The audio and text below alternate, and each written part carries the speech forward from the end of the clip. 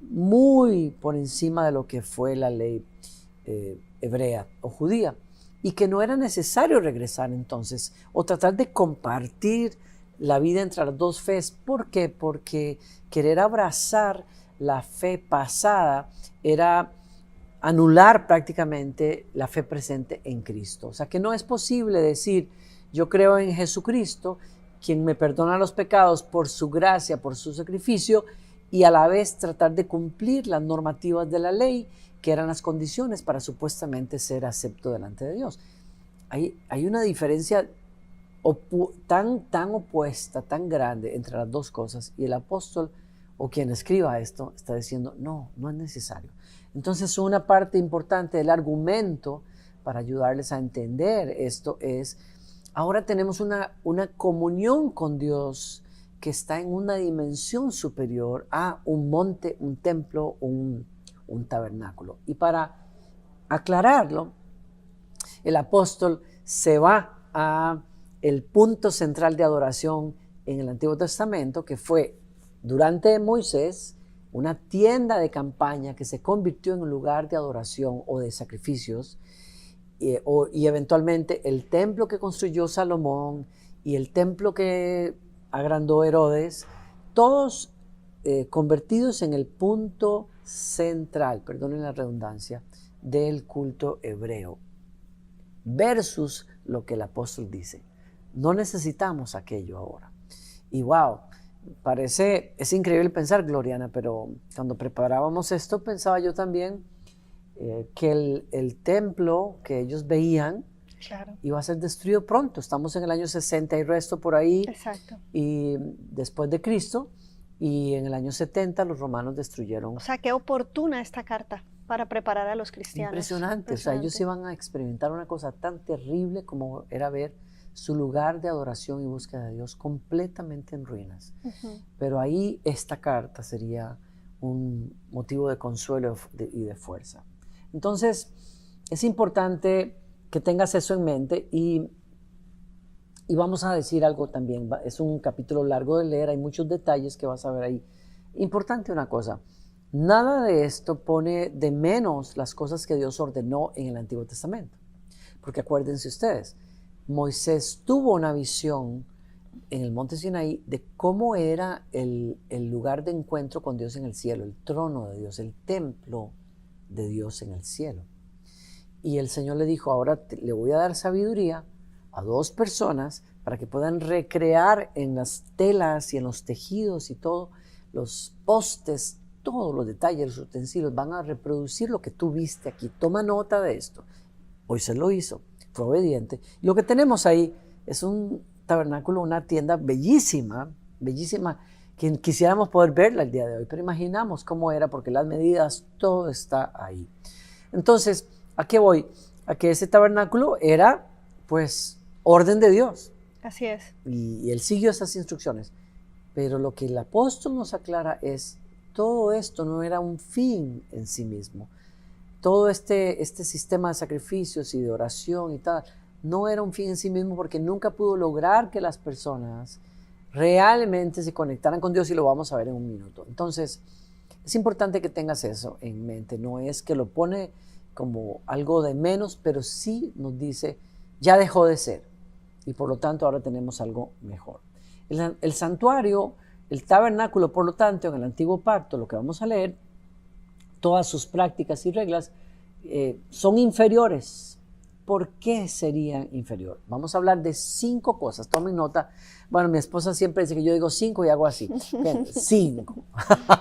Sí. Hay 5 cosas que nos demuestran que el santuario, el tabernáculo, era inferior a lo que tenemos los cristianos hoy. ¿Ok? Vamos a tomar nota. Número 1. Sí, antes de entrar a ese número 1, yo creo que hoy en día no tenemos ese tabernáculo, ni el templo tampoco lo tienen los judíos, pero es un lugar tan importante porque para ellos será la casa de Dios, aunque Dios en su palabra dice, ¿me podrá contener un edificio? Y la respuesta es no. Entonces, pero yo creo que la misma pregunta tenemos las personas, sobre todo cuando venimos de un trasfondo religioso, o cuando llamamos a este edificio la casa de Dios, ven a la casa de Dios, realmente lo vemos como un lugar santo por el lugar como tal.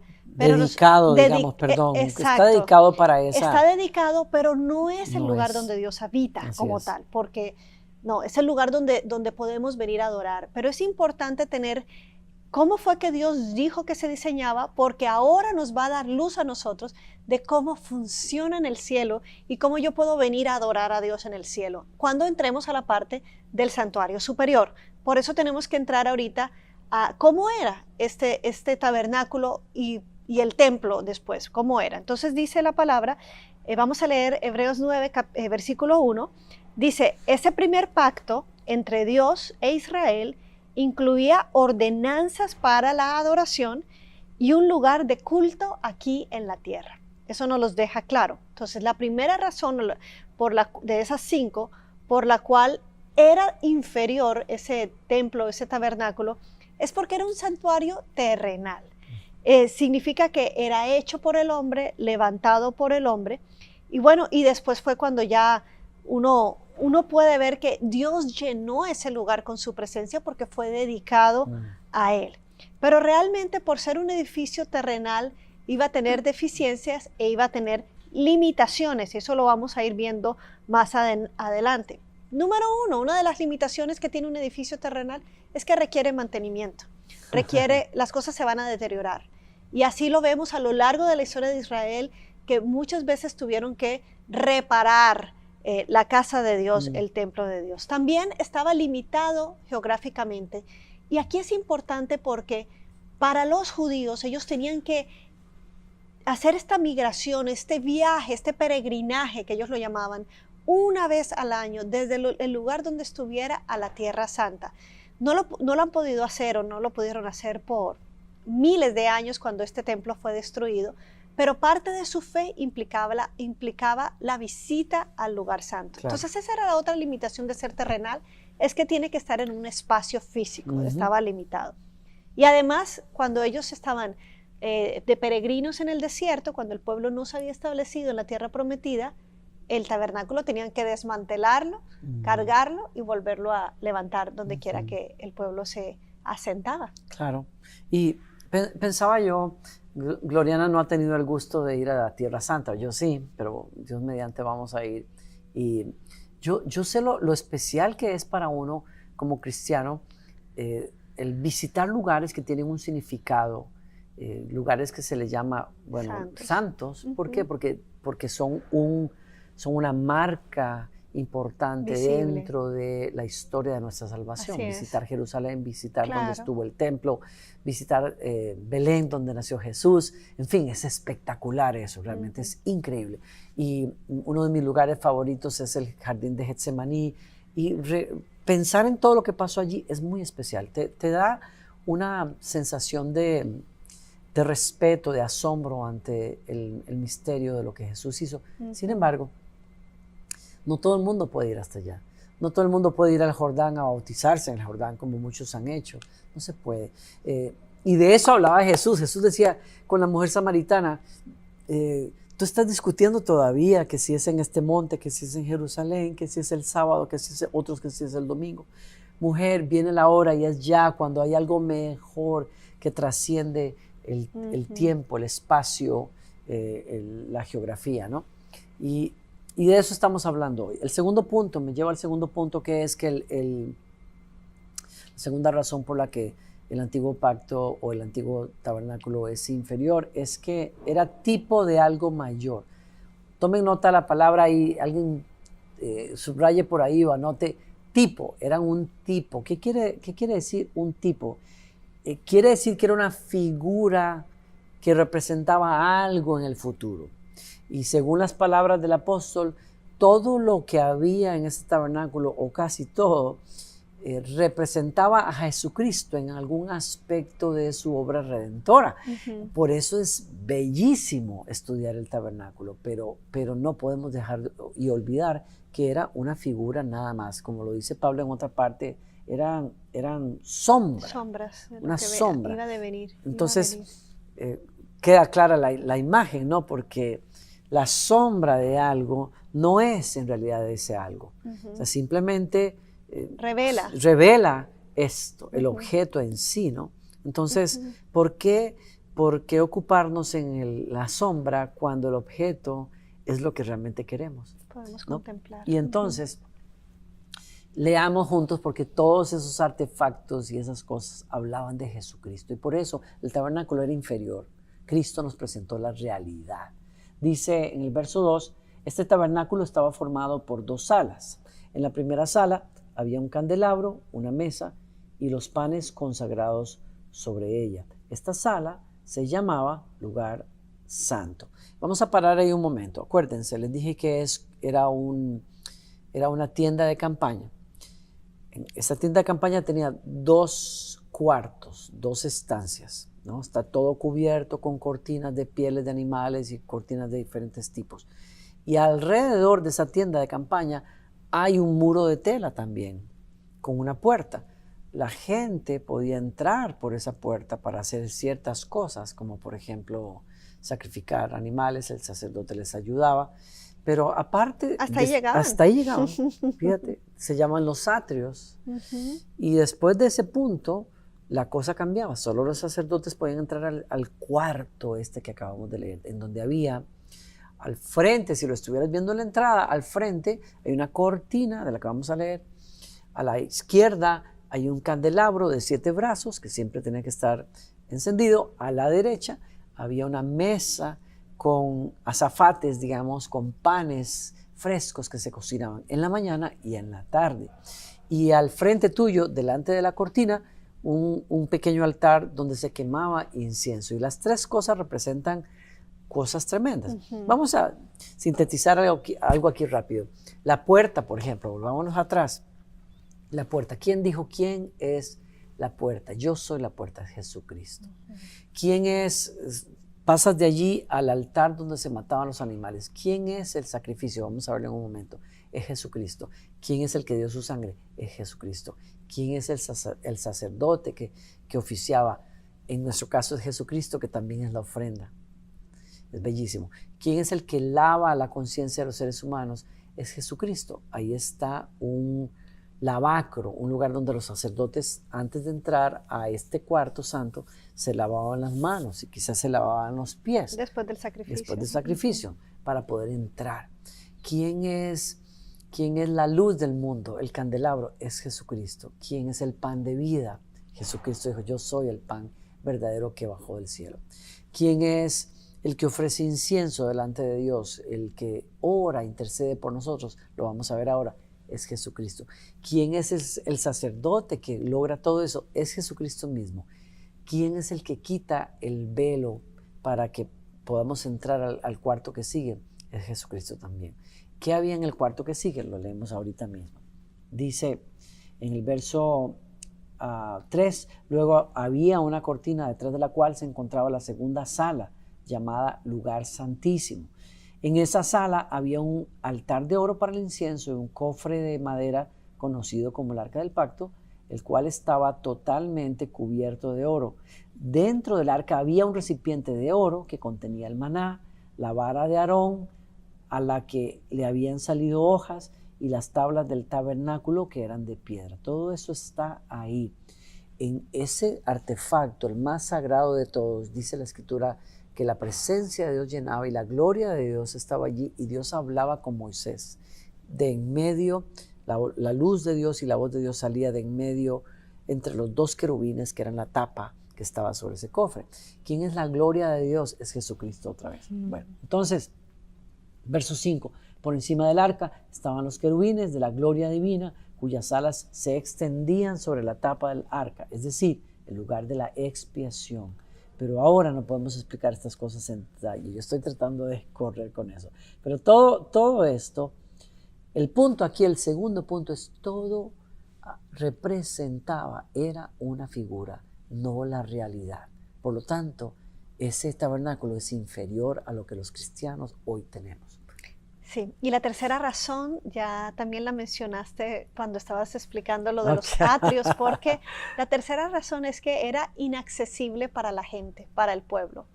Es curioso que la gente lo llamaba el lugar de adoración, pero realmente ellos no podían encontrarse con Dios, ni siquiera los sacerdotes. ¿Por qué?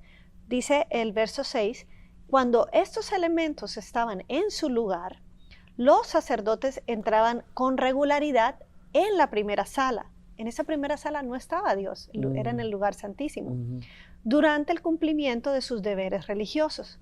7. Pero solo el sumo sacerdote entraba en el lugar santísimo y lo hacía una sola vez al año, y siempre ofrecía sangre por sus propios pecados y por los pecados que el pueblo cometía por ignorancia. Entonces, por eso es que no debemos confundir, y por esto es que era inferior ese santuario, porque no era accesible para la gente. Realmente la gente llegaba en su adoración a Dios, llegaba solamente hasta los patios. Los sacerdotes no podían entrar, solo era el sumo sacerdote que entraba a la misma presencia de Dios y una vez al año, como lo acabamos de leer.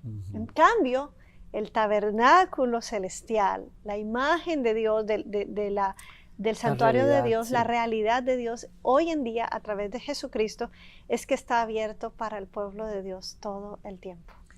El cuarto punto por el cual el tabernáculo es inferior es porque era temporal. Así lo dice el apóstol que escribe en el verso 8, mediante estas ordenanzas, o sea, mediante este orden progresivo pero limitado de un altar, luego un cuarto, un muro y el santuario, se nos está diciendo algo. El Espíritu Santo daba a entender que la entrada al lugar santísimo no estaba abierta a todos, en tanto siguiera en pie que el tabernáculo y el sistema que representaba. Está súper bien escrito, muy claro lo que está diciendo acá.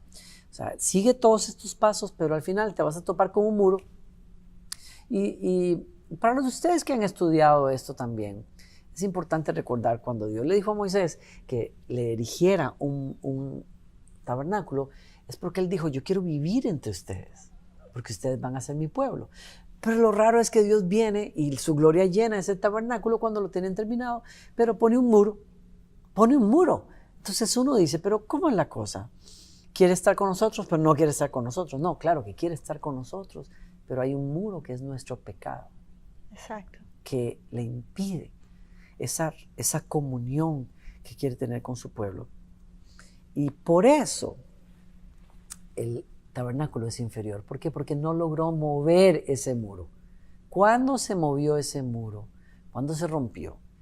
En Mateo capítulo 27, versos 50 y 51 nos dice que a la hora que Jesús expiró, a la hora en que se hacía el sacrificio por la nación cada año, 3 de la tarde. 3 de la tarde, en que el Cordero moría por el pueblo de Israel, en ese momento el velo del templo, mientras había un terremoto tremendo, el velo se rasgó de arriba a abajo y el lugar santísimo quedó expuesto.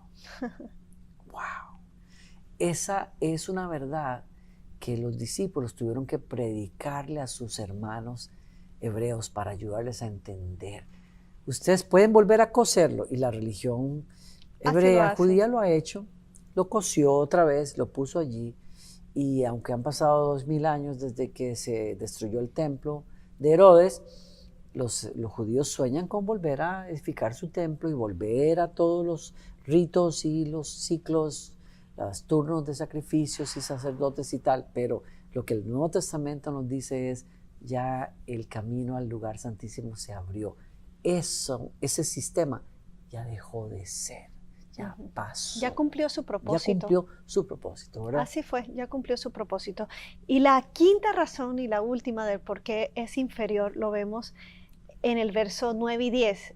Y la razón es porque el ministerio de este santuario era externo y no era interno. Vamos a leer, dice, esta es una ilustración que apunta al tiempo presente, al presente de ellos que todavía tenían el templo, ¿no? Dice, pues las ofrendas y los sacrificios que ofrecen los sacerdotes no pueden limpiar la conciencia de las personas que los traen, pues ese sistema antiguo solo consiste en alimentos, bebidas y diversas ceremonias de purificación, es decir, ordenanzas externas que permanecieron vigentes solo hasta que se estableció un sistema mejor. ¿Qué está diciendo aquí en esencia?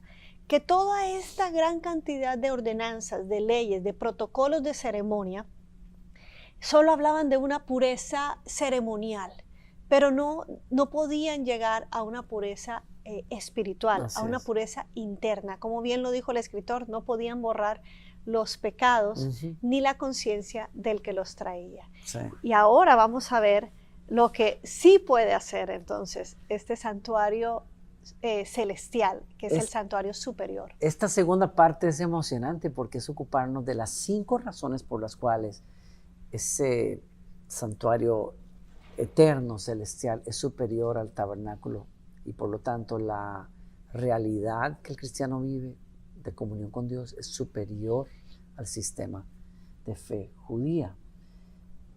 Número 1, es porque ese templo es celestial, esa casa es celestial. Verso 11, tomen nota, estamos leyendo el verso 11. Entonces Cristo ahora ha llegado a ser el sumo sacerdote por sobre todas las cosas buenas que han venido. Él entró en ese tabernáculo superior y más perfecto que está en el cielo, el cual no fue hecho por manos humanas ni forma parte del mundo creado. Ese es el tabernáculo que supuestamente Moisés vio. Es el tabernáculo que Dios le enseñó. Es el templo celestial. Así es. Y en ese templo, ¿se acuerdan ustedes? A mí me gusta esta interpretación, ¿no? ¿Se acuerdan ustedes que el día que Jesús resucitó, cuando María Magdalena se encuentra con él o él se encuentra con ella se tira al piso y le agarra los tobillos, lo abraza y Jesús le dice, no me detengas, porque subo a mi Padre y a vuestro Padre, a mi Dios y a vuestro Dios. Sí, y algunos escritores han sugerido y teólogos que Jesús recién resucitado ahora tiene que ascender al cielo llevando el sacrificio, su obra completa y presentándola delante de Dios Padre y depositando en ese lugar en donde había un vacío en el universo, en donde el hombre había deshonrado a Dios con su pecado. Ahí Jesús puso el sacrificio y entonces el templo de Dios quedó abierto para nosotros, ¿no? Ese lugar que vio Moisés, esa realidad que Jesús abrió para nosotros, es el lugar donde ustedes y yo nos encontramos con Dios hoy, a través de la adoración, a través de la oración, en el nombre de Jesucristo. La Entonces, tercera razón sí, que vamos a ver ahorita por lo cual es superior este santuario es que el ministerio de este santuario, de esta nueva adoración, es eficaz para tratar con el pecado. Qué alivio saber que esta realidad en la que vivimos hoy de adoración sí funciona y sí nos limpia de todo pecado. Vimos que el anterior solo trataba cosas externas, pero no podía limpiar la conciencia. Pero vamos a ver en este santuario qué hizo Cristo. Entonces son desde los versículos 12 al 15. Voy a leer primero el verso 12 y vamos a ver la primera razón por la cual sí es eficaz. Y es que con su propia sangre, no con la sangre de cabras ni de becerros, Jesucristo entró en el lugar santísimo una sola vez y para siempre y aseguró, me encanta esa palabra, nuestra redención eterna. La primera razón por la cual es un ministerio eficaz es porque a diferencia de los sacrificios de animales, es que los animales eran llevados y ellos no eligieron entregarse. Ellos eran sacrificados en contra de su voluntad. Pero Jesucristo ofreció, Él mismo llevó, Él mismo fue a ese lugar para entregar su propia sangre. La sangre más preciosa fue la que ahora garantiza nuestra redención.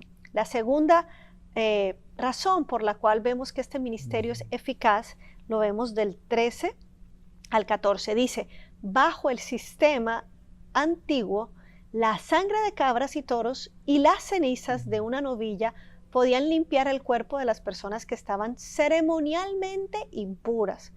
Imagínense cuánto más la sangre de Cristo nos purificará la conciencia de acciones pecaminosas. Y miren para qué, aquí está el propósito, para que adoremos al Dios viviente, pues por el poder del Espíritu Eterno, Cristo se ofreció a sí mismo, a Dios, como un sacrificio perfecto, dice, por nuestros pecados. Qué belleza. Entonces vemos, los ritos del antiguo pacto no podían cambiar el corazón, pero Jesucristo es el único que puede cambiar nuestro corazón cuando creemos en Él y entendemos que su sacrificio y su sangre nos limpia y nos quita el peso el tema con la conciencia es que es algo que trae recuerdos, que solo uno sabe lo que pasó, pero lo hermoso de este sacrificio de Cristo es que llega hasta lo profundo y nos quita el peso de la culpa.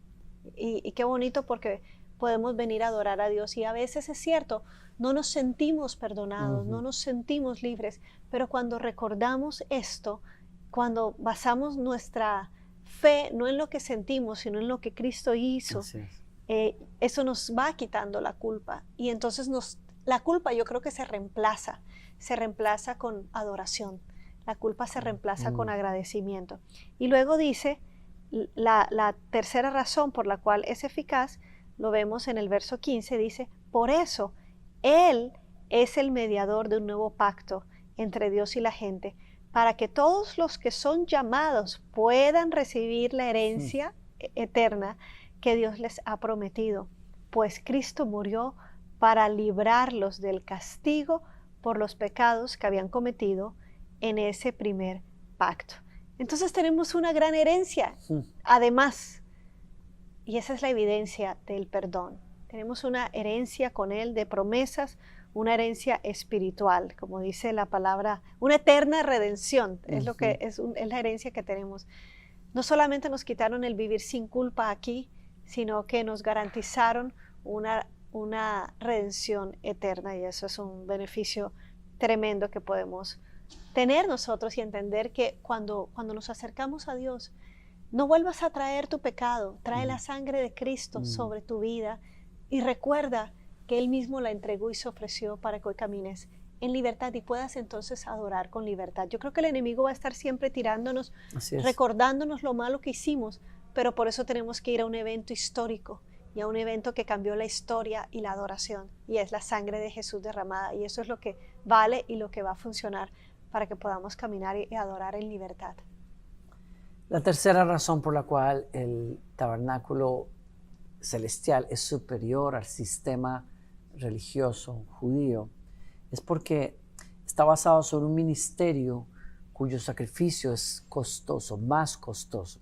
Recuérdense ustedes, los judíos adoraban a Dios sobre la base de una sangre que se derrama, de un animal inocente, una víctima, un animal que se sacrifica. No solamente podían acercarse a Dios con base en esa sangre, sino que todo lo que se utilizaba en ese tabernáculo tenía que ser preparado para servir como tabernáculo para Dios a través de ser rociado con sangre. O sea, la sangre era el punto de contacto para que las personas pudieran de alguna manera acercarse ceremonialmente a Dios, pero también era el medio por el cual se preparaba todo, las mesas, los utensilios, todo tenía que ser rociado con sangre para poder ser considerado un tabernáculo de Dios, ¿no? Mantengan eso en mente porque en el Nuevo Testamento el sacrificio, el costo es eternamente superior. Dice el verso 16, ahora bien, cuando alguien deja un testamento es necesario comprobar que la persona que lo hizo ha muerto. El testamento solo entra en vigencia después de la muerte de la persona. Mientras viva el que lo hizo, el testamento no puede entrar en vigencia. Por eso, aún el primer pacto fue puesto en vigencia con la sangre de un animal, pues después de que Moisés había leído cada uno de los mandamientos de Dios a todo el pueblo, tomó la sangre de los becerros y las cabras junto con agua y roció tanto el libro de la ley de Dios como a todo el pueblo con ramas de hisopo y lana de color escarlata. Verso 20, entonces dijo, esta sangre confirma el pacto que Dios ha hecho con ustedes. De la misma manera roció con la sangre el tabernáculo y todo lo que se usaba para adorar a Dios. De hecho, según la ley de Moisés, casi todo se purifica con sangre, porque sin derramamiento de sangre no hay perdón.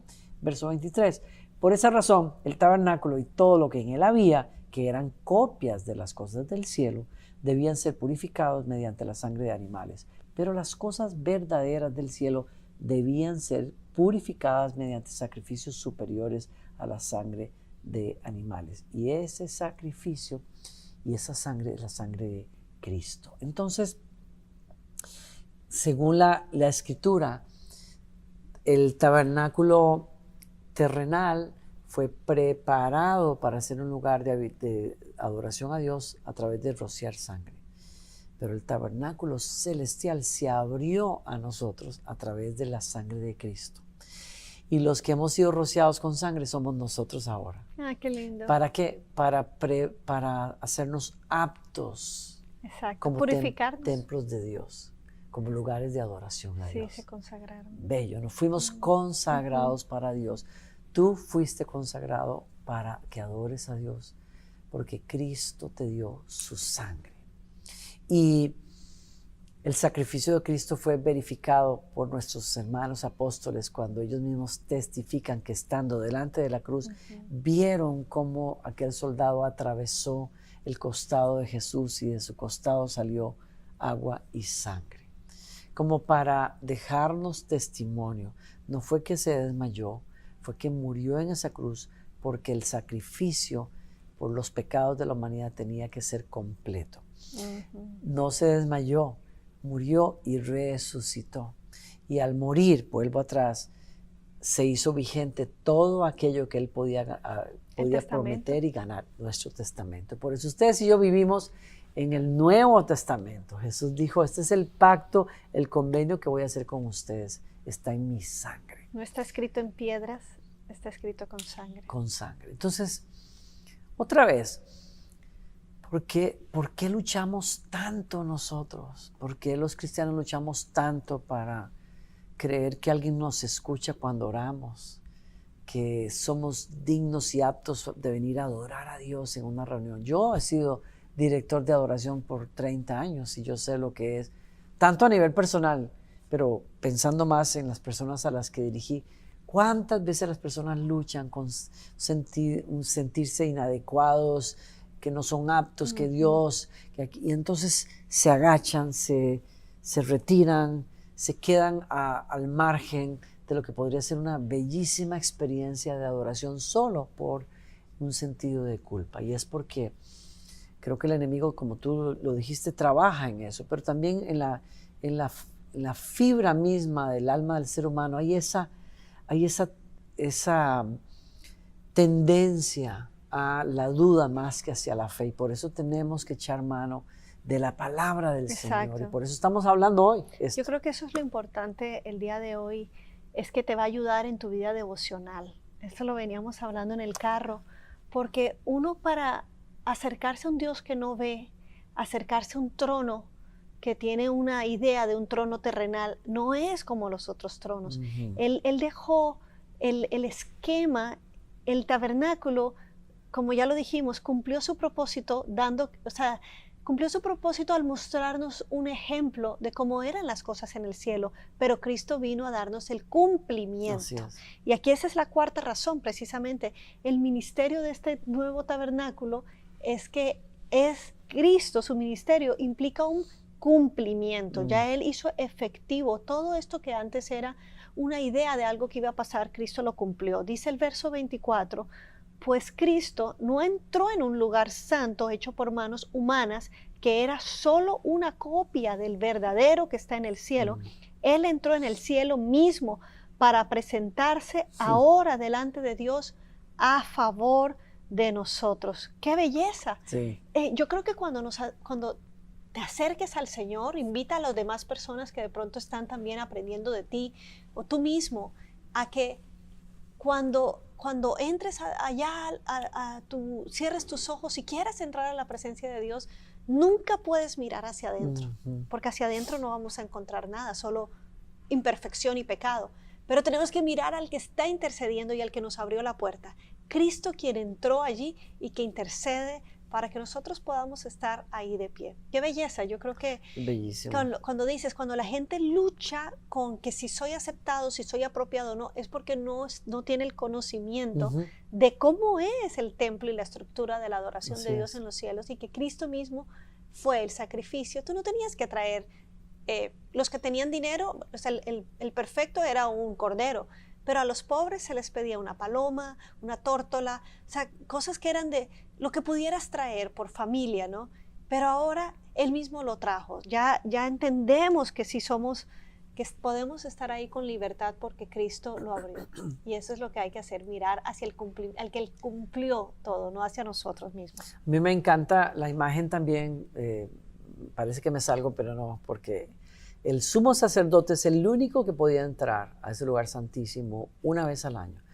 Y él llevaba un pectoral, que era un pedazo de tela, digamos, sobre el cual habían pegado piedras preciosas, 12 piedras que representaban las 12 tribus de Israel. Y cuando él venía y presentaba eso, esa sangre en el altar, en el arca, el Señor decía que Él pasaría por encima de los pecados de su pueblo por el siguiente año, año tras año. Pero mi punto es, el sacerdote traía sobre su pecho esas joyas que representaban a su pueblo. Y es una imagen de alguien que viene a pedir favor a favor de otros, a tomar lugar para que ellos puedan llegar. Cuando hablamos de Cristo, Cristo es ese intercesor. Pero no es un intercesor porque Él tenga que venir a decirle al Padre, Padre, por favor. Yo oigo mucho esta imagen a veces como Jesús está como nuestro abogado y eso quiere decir que cuando Satanás viene a acusarnos, entonces Jesús viene, pero Padre, mira lo que mi sacrificio en la cruz, tienes que perdonar. Eso sería como, eso representa una idea de que el Padre y el Hijo no están de acuerdo en que nos aman y nos han perdonado. Yo entiendo humildemente que lo que Jesús está haciendo ahí no es peleando con el Padre para que nos perdone, es que Él está ahí para validar lo que Él ganó. Sí, su sola presencia ahí. Su sola presencia. Valida eso. Y como Él es el gozo de su Padre, y Él dice, Padre, todo lo que tú querías lo gané por Él. Entonces, por el Espíritu Santo yo quiero llevarle a esta persona todo lo que tenemos nosotros ahora. La paz, el gozo, la libertad, etc. Y esa es la intercesión de Jesús por nosotros. Eso pasa hoy en la presencia de Dios Padre por la sangre de Cristo. El quinto punto, y terminamos acá, por el cual ese lugar, esa adoración celestial, ese templo superior a la fe y al altar hebreo, es porque es un ministerio final y completo, como lo acabas de decir. Final, no hay nada más. Él terminó su obra. Lean conmigo y terminamos acá. Versos 25 al 27. Dice, y no entró en el cielo para ofrecerse a sí mismo una y otra vez, como lo hace el sumo sacerdote aquí en la tierra, que entra en el lugar santísimo año tras año con la sangre de un animal. Si eso hubiera sido necesario, Cristo tendría que haber sufrido la muerte una y otra vez desde el principio del mundo, pero ahora, subrayen eso, ahora, en el fin de los tiempos, Cristo se presentó una sola vez y para siempre, para quitar el pecado mediante su propia muerte en sacrificio. Verso 27, y así como cada persona está destinada a morir una sola vez y después vendrá el juicio, así también Cristo fue ofrecido una sola vez y para siempre, a fin de quitar los pecados de muchas personas. Cristo vendrá otra vez, no para ocuparse de nuestros pecados, sino para traer salvación a todos los que esperan con anhelo su venida. Y eso me parece que es una bellísima manera de pensar, de pesar lo que Cristo es y de pesar la libertad y la comunión que hoy es posible para nosotros.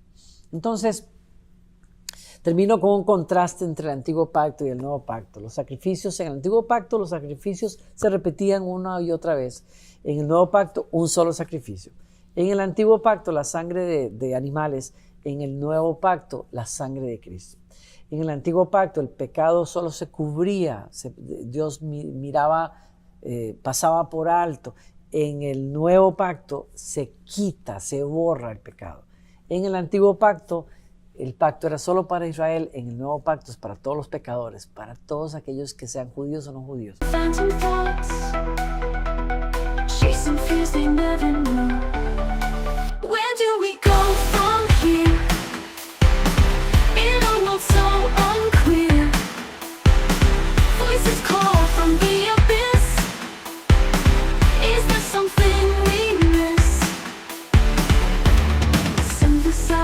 Inside, heart beating on like electric hum, fragments of a shattered mind.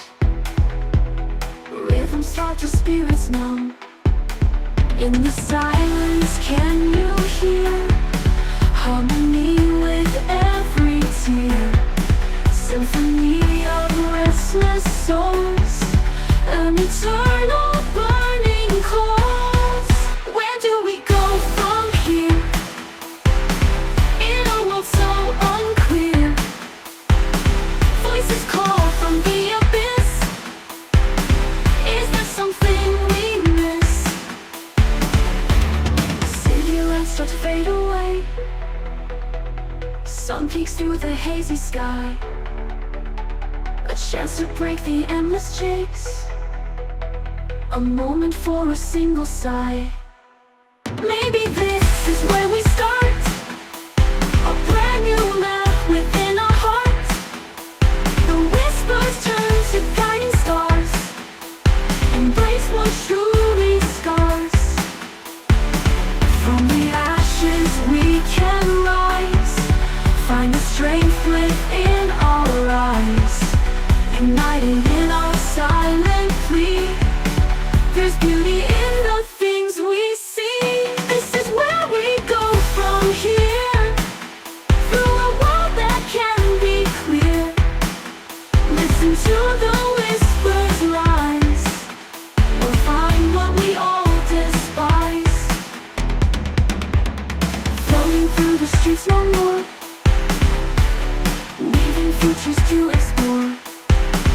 The ghosts of yesterday won't stay. We'll find our light, a brand new